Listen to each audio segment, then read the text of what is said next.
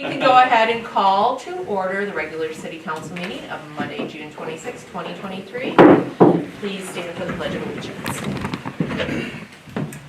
I pledge allegiance to the flag of the United States of America and to the republic for which it stands, one nation, under God, indivisible, with liberty and justice for all. Thank you so much. Holly, will you call the roll, please?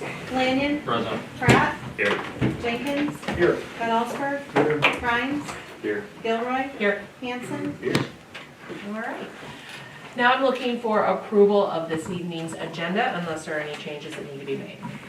So moved. Thank you so much. Do I have support? Support. Thank you so much. All those in favor say aye. Aye. Opposed? Motion carries. Now we have an opportunity for audience participation with a maximum of 5 minutes per presentation if anybody would like to come forward at this time. All right, moving along. We have our council meeting minutes of June 12th, 2023. I'm looking for a motion to approve those unless there are changes that need to be noted.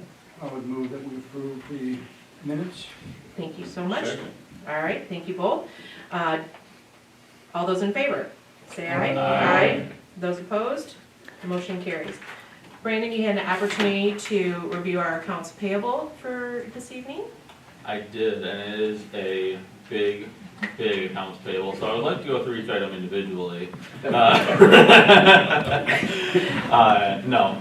was pretty self-explanatory, just, regular maintenance charges, so I would like to make a motion to approve accounts payable for a total of, for EFTs 453, checks 76811 through 76821, and ACH 450 through 452 for a total of $17,058.99. Thank you so much for taking the time to review those.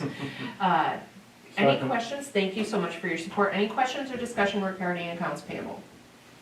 Holly, will you call the roll? Van Allsburg. Yes. Rhines. Yes. Gilroy. Yes. Lanyon. Yes. Hanson. Yes. Pratt. Yes. Jenkins. Yes. All right, moving along to our action items, we have 4 action items before us. The first is the solid waste collection contract extension. I'm going to go ahead and turn this over to our city manager, John Hanson. Thank you, Mayor Gilroy, members of council. At the April 24th council meeting, the Ranger representative presented the state of affairs of trash collection here in the city. The prices were held static for several years. There is a request for an increase in the renewal, the extension for 1 year. We've been with Ranger for quite some time. They provide a great service.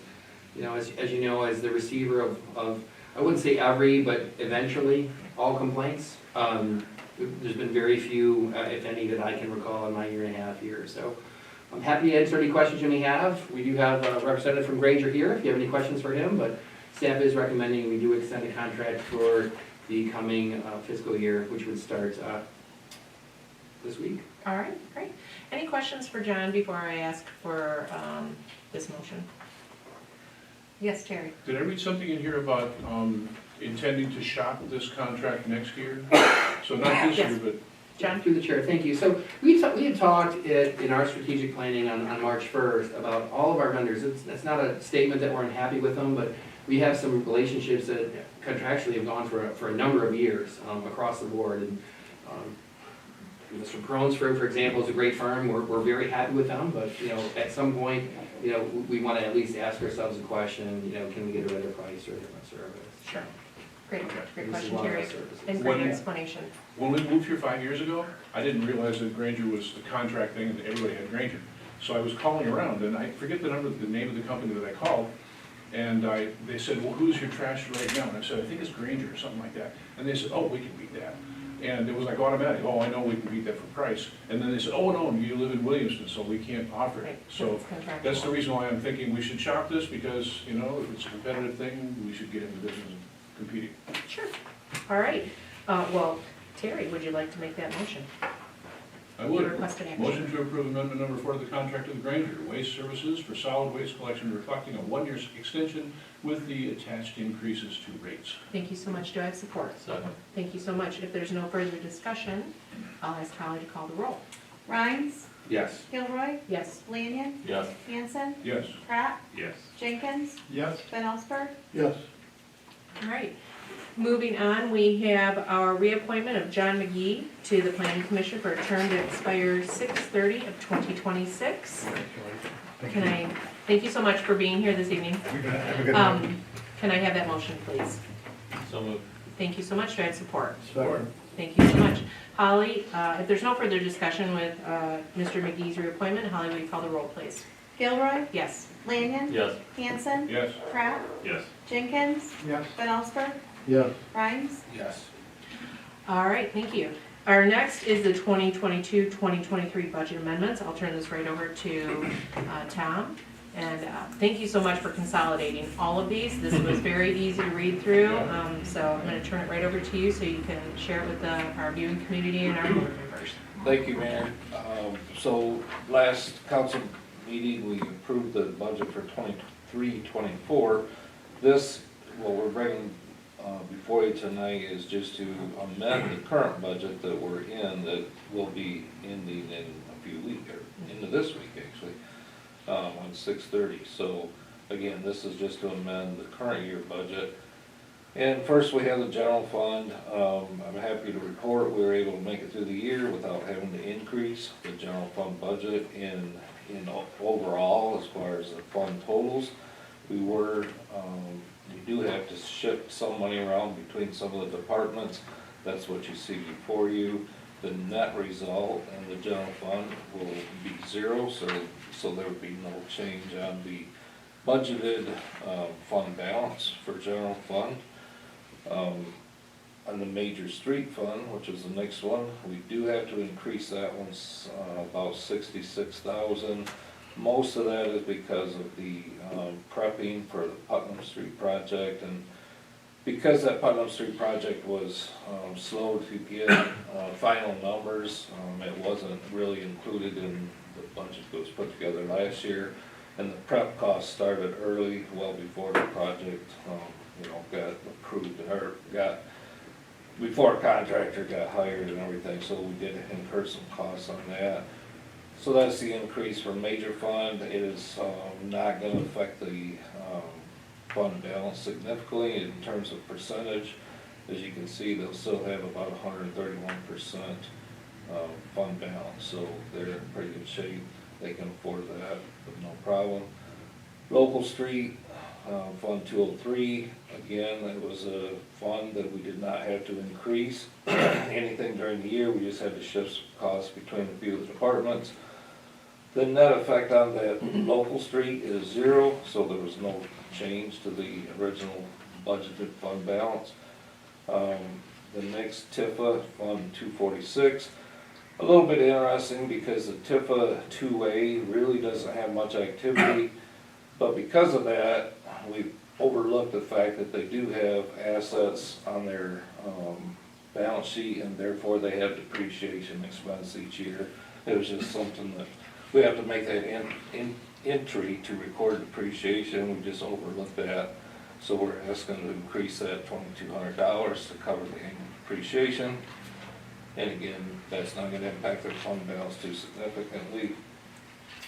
Sewer fund, the next one is Fund 590. Again, no increase to the fund in total. We just start shifting some money between two of the departments. Primarily, there's three departments, but the main shift is between two departments. The net effect would be zero on the fund, so again, no change on the original budgeted fund balance. The water fund, Fund 591, again, due to North Putnam Street primarily, we had expenses incurred. A lot of it was for engineering, for the planning of the underground water and under street water and sewer repairs that will be going on up there. So again, that increase will come out of their fund balance, but they are pretty healthy, pretty strong. They got a $10 million fund balance, so that 175 is not affecting it too significantly. And finally, the equipment pool, we're asking to increase that $41,550 because of some equipment repairs that they obviously hadn't anticipated. It's just some larger repairs that occurred on some of the equipment during the year that they had to get fixed, so. Again, that fund balance would only drop from 444 down to 398,000, so not too significant. Any questions on that? Any questions, Terry? Not Terry, Steve, sorry. It's on the process. So we're at the end of this fiscal year, we're making these adjustments for this fiscal year. Correct. Is this the normal process at the end of the year versus throughout the year when we see that happening?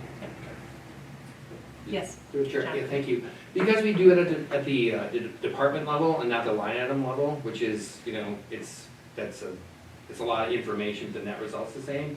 So there isn't as much of a need to amend the budget mid-year. And plus, we typically don't have major amendments. One thing I do want to point out, when we see the number, like the water fund balance is $10 million, that is not cash. I mean, the vast majority of that is the plant and then all the water mains, so we just want to be clear on that. It's an adjustment to the overall fund balance. I know that because we just went through a rate increase, we adopted, I want to just be clear for that, for members of the council that may be new, and also for the public.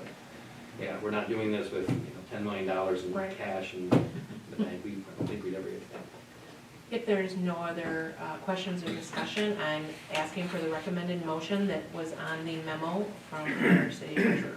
I make a motion to approve a resolution adopting the amendments as presented to the current fiscal year 22-23 budget for the city of Williamston. Thank you so much, Tom. Thank you so much. All right, if there's no further questions or discussions, Holly, will you call the roll? Lanyon? Yes. Hanson? Yes? Pratt? Yes. Jenkins? Yes? Van Allsburg? Yes. Rhines? Yes. Gilroy? Yes. All right, our last action item for the evening is the letter of agreement with Williamston Police. I will go ahead and turn this over to our city manager, John Hannafin. Thank you, Mayor Gilroy, members of council. Again, another discussion item that we started back in March was working through the kind of the national reality of staffing shortages across police departments and our own local shortage, and ways to increase the benefit package that we can offer and the salary package that we can offer our employees to attract new, but probably more importantly, retain who we have. So the net result of that is here tonight.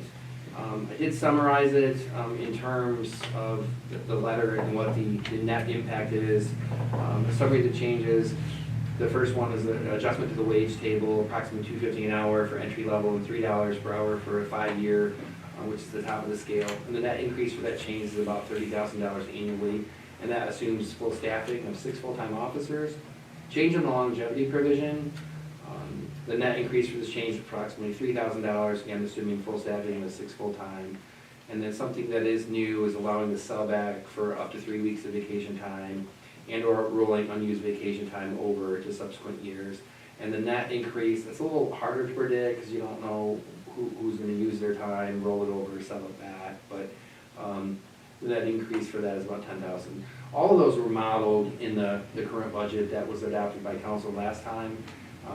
The letter of agreement with CCLP, who represents our local police department, was approved by that union locally. So we're here presenting that here tonight for all of you. One of the last steps would be running it through Matt Northford at Cole Stoker, just to make sure that everything is approved to form. So wouldn't be, not for the numbers, it's more for the form of the actual agreement. So happy to answer your questions you may have. A lot of good work with this board, and in particular, I want to thank Don Smith at the police department and Bob Young, our chief, to helping us bring this forward today. Excellent. Any questions for John before I ask for the motion? Yes. Yeah, so the police chief on board, that our increases are enough to make us competitive? Yes. Okay. Excellent. Terry, did you have Kind of the any same other? question, is this sufficient for you to be able to recruit some new people? It's gonna help. It's a tough environment, but this is a great step, and so I'm pleased. You're happy with it? I am. Good, okay. Thank you for asking. With that, I'm looking for the suggested motion that is on our memo from our city manager. Go ahead. No. No, please. I would move to approve the letter of agreement with Williamston Police represented by the Capital City Labor Program. All right, with the letter attached. All right. And we have a second? Thank you so much. Any further discussion? Holly, will you call the roll, please? Hanson, Yes. Pratt, Yes. Jenkins, Yes? Van Alstberg, Yes. Rhines, Yes. Gilroy, Yes. Lanyon. Yes. That concludes our action items for the evening. Now we move on to our discussion items. I know Scott's not here this evening, but do we have a road diet update? We do, yeah, we had our public open house last Wednesday. We had about 10 folks stop in, a lot of them right at the beginning. We did have a representative from MDOT also stop in, Bonnie Chapman, who's actually an area resident, some of you may know her. Yeah. So we had a great discussion. The folks that attended were in support of the changes. They appreciated the fact that we had communicated the meeting through a variety of different channels, and former Mayor DeForest actually made it too, so that was great. So it was great discussion at that time. Did get a couple of comments from folks, phone and email, that didn't like the change. Primarily, they did not like going down the 3 lanes. But again, if you know anything about MDOT, and their concern, you know, the natural, you know, tendency is to think, okay, we're going from 4 lanes to 3 lanes, so that's gonna slow things down. Well, traffic engineers don't approve anything that slows traffic down, they just don't. Right. Or very seldom. So 3 lanes, or lane in each direction of turn lane, will actually facilitate a safer, you get a more consistent speed and safer turning and a safer pedestrian experience. And I think that's been the goal, I know that's been the goal of this effort for many years. So, so where it stands now is council will be asked to adopt a resolution, either at the first meeting in July or the second meeting in July. It's really just dependent on, you know, some other discussions with MDOT. And then process-wise, it would be if MDOT is going to hire the contractor through their process, or they're gonna allow us to do that. So, still hopeful that we'll have this in place by Labor Day. Excellent. Any questions regarding the road diet, You Terry? say in place, meaning it's underway or it's completed Done. Yeah. by Labor Day? Cool. Yep. And then construction project updates. Yeah, so we still, one of the next steps, there's a lot, as you can imagine, when you get $3 million in the federal allocation, there's a lot of paperwork that you need to do. So we're in a public review process right now, and I'm not gonna use the acronyms. My favorite one's FONSI, which is finding of no significant impact, you know, FONSI. But the most latest one we're in now is we have a notice to release funds, which is NNROF or something like that. So that period expires, the public comment period expires on July 3rd. When that's done, we'll have to upload a form that day, and then we'll be able to hire the contractor, or sign the contract with the contract that all of you approved, and then we're underway. So, Excellent. yeah, so Excellent. it's moving forward. Terry Fortune at HUD she's been great, and she's not, I don't know where she is, where she lives, where she works out of, but she's really been a huge asset, because it's a big process. You know, I've done a lot of bureaucratic stuff in my 30 odd years, so yeah, that's moving forward, it's good. That is fantastic, and just the one thing that I would ask for the different neighborhoods that are gonna be effective, and I know that we've had our town hall meeting for the Putnam project, but definitely getting those next town hall meetings queued up sooner rather than later for William Street and Light Street. I think that's so important for those residents, because it will affect their, you know, daily existence, as we know from our councilman Lanyon that lives on Putnam. We can all expect a little bit of a, you know, intrusion into our daily life once those projects start. He's not here, but the city engineer, I believe, committed to wearing a sandwich board sign and ringing a bell. Perfect, love I it. have to verify Love that. it. I mean, Yeah, put well, on you the said spot. it, it's Your recorded, video so. evidence. Yeah, exactly. But thank you so much. Yeah. And certainly for our community members, if you do have questions regarding construction in your neighborhood or on the street that you live in, please do not hesitate to contact our city offices. They will be able to answer those questions for you. Moving along, correspondence received, we do not have any, so department heads, we have our city manager's report right here. John, do you want to add anything to this? I guess I just want to highlight, I mean, it's, you know, it's good busy. We have a lot of things that we're going to be updating, the master plan, the zoning ordinance, the parks and rec plan, and then DDA working on its marketing plan. So there's going to be a lot of great opportunities for this board to participate with those other boards and have the public be involved in those things as well. So we have a lot of great things happening this summer, and we're going to kick off shortly after to the new fiscal year starts, which is July 1st. Excellent, thank you so much. Tom, I appreciate you going over the budget amendments. And I know that you guys are doing a fantastic job closing up this fiscal year and getting ready to flip over to fiscal year '24. So I appreciate all the efforts from your staff.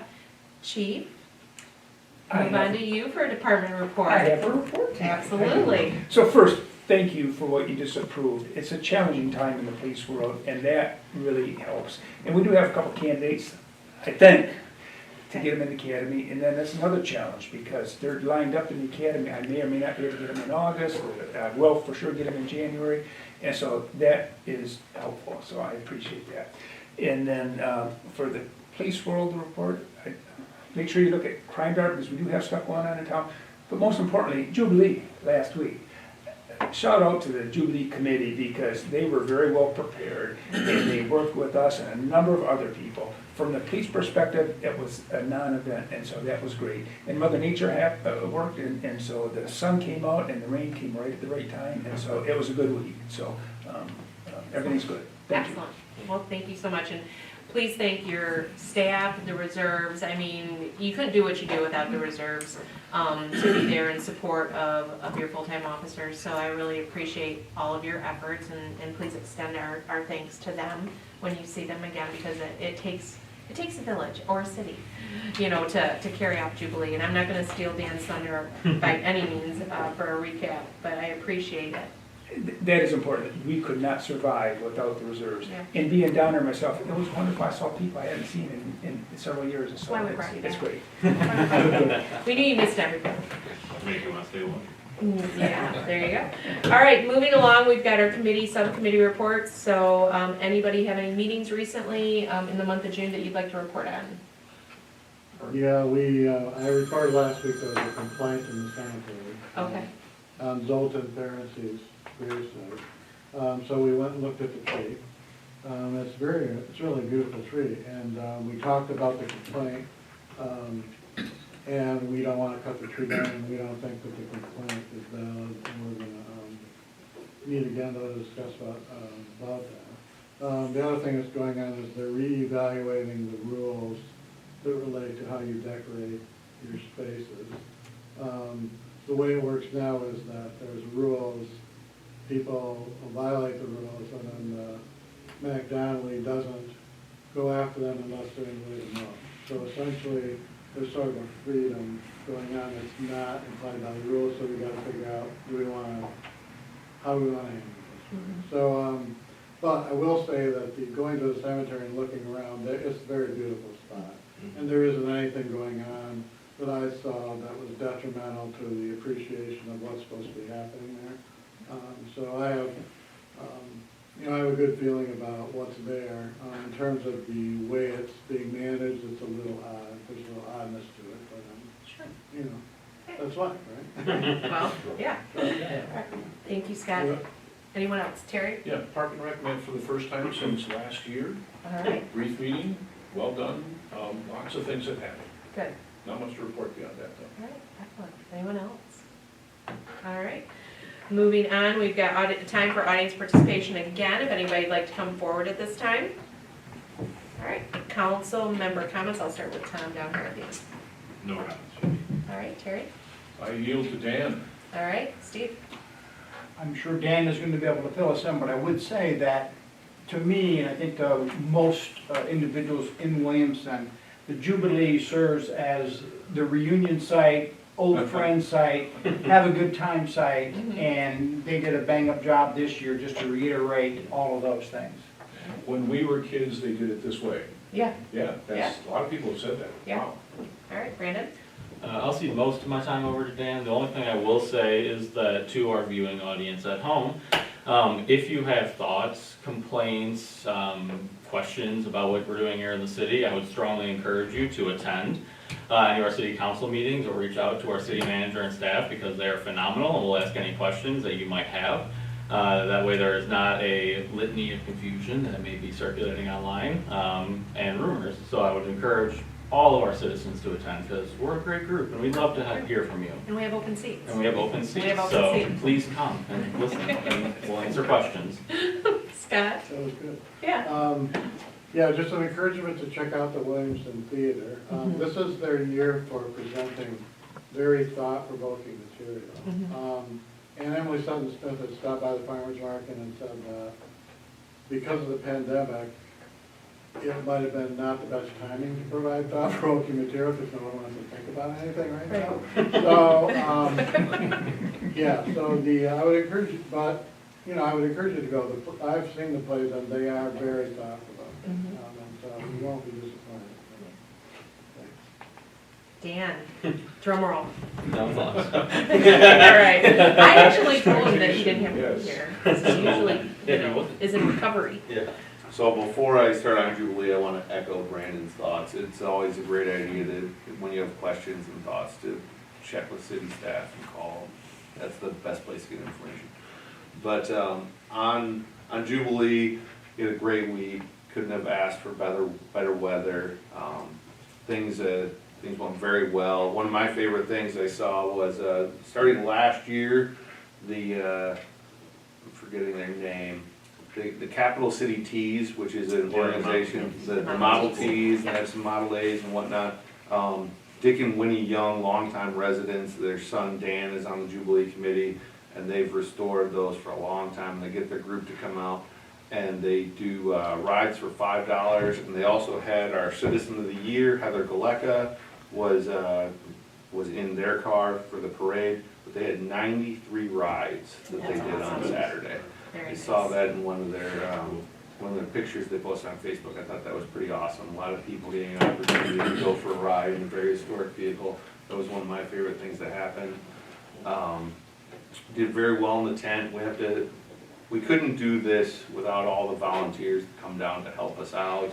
Danette Gross is our volunteer coordinator, and she does a bang-up job coordinating them all, getting them all scheduled. They also have to mention the Eichler family. Benjamin Eichler is a member of the Jubilee Committee and also a business owner here in town. And he got his entire family to come out all week, and they worked on the food side, both of his kids, his wife. They came out and just did an absolute bang-up job. I'm gonna have a detailed post in the next couple days thanking everyone and a full recap of Jubilee on Facebook there when I can actually order my thoughts. But these are the people that come top of mind. Terry came down, was it every day or was it, that's what I thought, every day did the lunch crowd, and that was great. He was down there smiling face on the grill for lunch for 3-4 hours a day.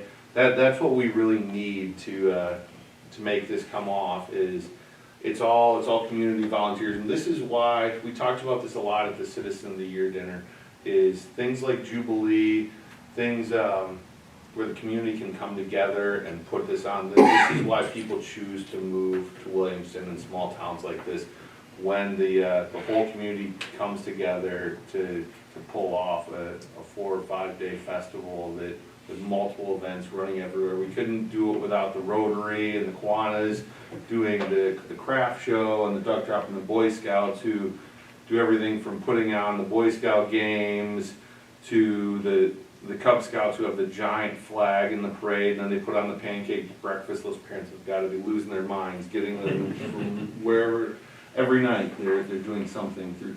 And it's those kind of groups and organizations that really help us pull it off, and things went really smoothly this year, and I hope everyone had a good time. Everyone seemed to have a really good time, and be watching on Facebook as we put together the big list and the big wrap up for Jubilee and all of our thank yous.